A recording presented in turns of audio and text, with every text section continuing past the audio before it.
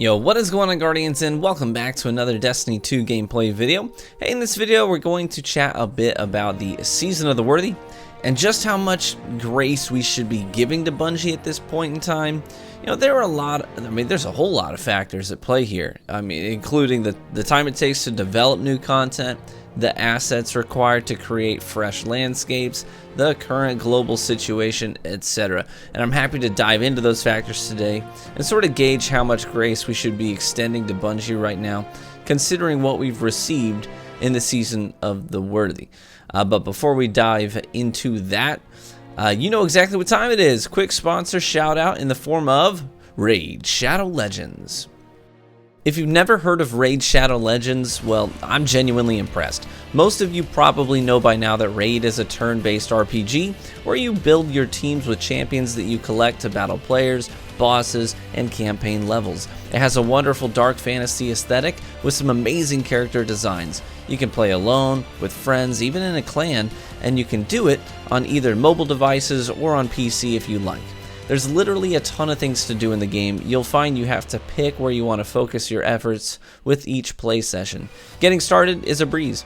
You'll get some basic tutorials to help you understand the mechanics of the game and get right into progressing the campaign and then dungeons and PvP and other events and activities. The player base is absolutely enormous at this point, literally dwarfing a lot of mainstream game communities. That means there's also a ton of info and resources out there to help you learn and optimize your experience. I know y'all have your opinions about this game, good and bad, but let me hit you with some facts. This game has been downloaded over 25 million times, with more than 1 million players logging in every single day. There's about 1,000 videos posted to YouTube every week, including strategies and guides. The Discord community is 87,000 strong, with over 60 languages represented. The Reddit community has more than 35,000 fans, and the Twitch community has more than 56,000 streamers. That's absolutely nuts. I would highly recommend that you get involved in a clan as well. There's active recruiting in the global chat rooms in the app, and on Reddit and Discord as well. Clan members have been so valuable to me in helping me understand how to make strong teams and which champions are S tier and must-haves for various activities. Be sure to check which artifacts are in the loot pool for each specific activity. That way you know where to target farm artifacts that really play well with the champions you're using. I enjoy the PvP in this game, but my favorite thing to do is push my team and finely tune my champions for taking on specific dungeon bosses and upping the difficulty every time I clear it. So stop putting it off and give this free game a shot. Check out the links in my description if you're a new player, and you can get 200,000 silver and a free champion named Grinner. Check him out, he's pretty cool. You'll find extra rewards here in your inbox for the next 30 days only, so get to it, my friends. Now let's get back to Destiny. Alright, let's get into the meat of this conversation as we dissect this season and the factors at play here. Let's just put the cards on the table first, from the get-go. The Season of the Worthy's been rough. The global situation didn't affect the development of this season, as that was all pretty well taken care of before the situation hit us. In other words, we got the content we were meant to get, okay? But Bungie has had a really tough time, providing active support for issues and responding to feedback after the content dropped because of lockdowns and safety concerns. Trials has major issues, and the population there is at an all-time low since the season launched, with around 130,000 players across all platforms this weekend in the playlist as of this morning that I'm recording this commentary. We've been over those issues. We don't really need to rehash them, I don't think, but Trials has felt considerably less polished on arrival than we expected it to be. I think that's pretty well accepted at this point. In addition to that, Grandmaster Nightfalls have been a fun little activity to do on the side, but they brought nothing new to the loot pool, no peacocking options for talented PvEers. The Lie quest for Felwinter's Lie had an undeniably awful first step that motivated no one and culminated in a bugged dead end for gamers that took the time to invest in the quest. Guardian Games was a bounty farm that excited very few gamers and brought no new mechanics to gameplay whatsoever. It's just the season basically underdelivered in just about every way conceivable. Have I had some fun? Absolutely. Have I gotten my hands on loot this season that excites me? Yeah, sure. Astral Horizon is an incredible shoddy. Summoner kicks serious booty, while the CQC shoddy is a lovely addition to both PvE and PvP. But all in all, it's an underwhelming season to say the least. But, how hard can we be on Bungie regarding this season? Let's consider a few factors here. First of all, we have this fall DLC that's allegedly coming our way. And we are pretty much all assuming, given the signs, that this leak that we saw is probably more close to the truth than, and not a hoax.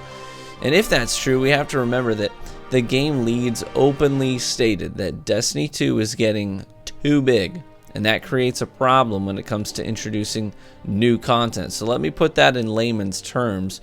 If we're getting a couple brand new spaces with new assets and a brand new palette, that means something is probably getting removed, and brand new palettes for Europa and potentially the pyramid ships is a process that will require a lot of hands to be involved, since they're creating from scratch instead of using existing palettes, right? If they were creating a new space on Nessus, hey, go to the Nessus palette, use the assets that we have there. If we're making a new space on Earth, hey, we have the assets, we've got the trees are already made, the structures, the way that EDZ buildings look, that's all part of the palette. It's already there. They have tools they can work with, but when they're building things from scratch, it takes a lot more work. And that more than likely means that this season is the product of a lot fewer people and less time and capital investment.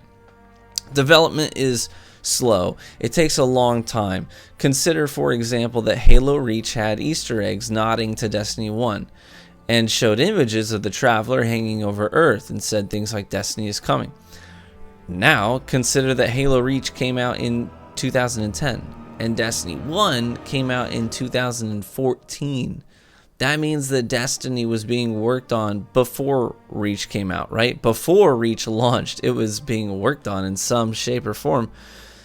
That means at least 4 years before Destiny launched, it was being developed in some way, right? I say all this to reinforce the fact that development is a slow and long process, especially when you're making things from scratch.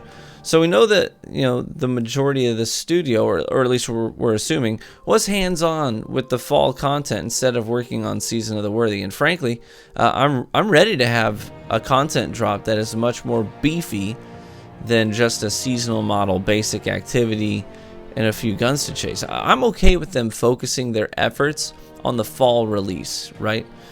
Now, that's not to say that we should just excuse the missteps with this season.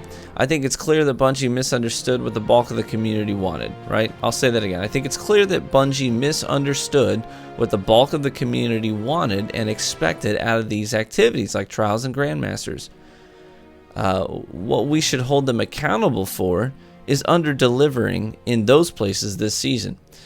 But, what I do give them a pass for, what I give them a pass on for sure is the live support of this season. With all the devs being at home, God knows it's so freaking hard right now. Some of you guys are out there with families and jobs right now. It's so freaking hard right now with families and work all colliding day after day after day after day under the same roof. It's freaking hard to work well and to work consistently and to work quickly. It's a challenge. I do give them a pass on the live support for this season for that reason. The lie, initial step on the quest, the lie, I hold them accountable for that. They made a poor choice as to the first step of this quest and how it should be designed. That, we hold them accountable for. That was a bad choice. The bug in the quest and the response time to fix it, that, I'll let slide. Bugs happen. That's nothing new at all. Some things slip through the cracks. It's no big deal. And, they can't fix things like that super fast right now. So that, I extend grace on. All this to say, I see a whole lot of hate right now for the studio, and I think plenty of that is warranted, but I also think that we need to be mindful of the factors at play.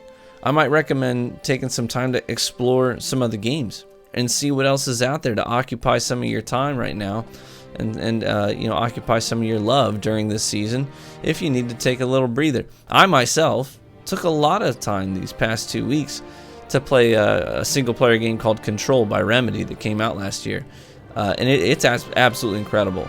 You know, I was mega hooked all the way to the end.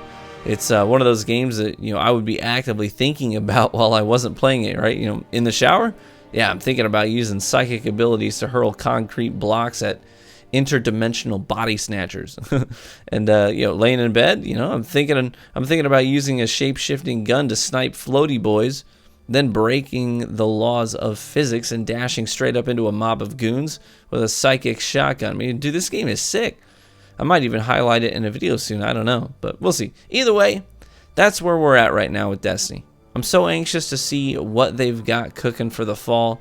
In the meantime, we have to keep giving our feedback and stay sane. I still love the game. I will continue playing it, but I'm also enjoying some other gaming right now as well. So thanks for watching, everybody. I love you guys so much. Be warm and well fed, my friends, and I hope to catch you in the Crucible.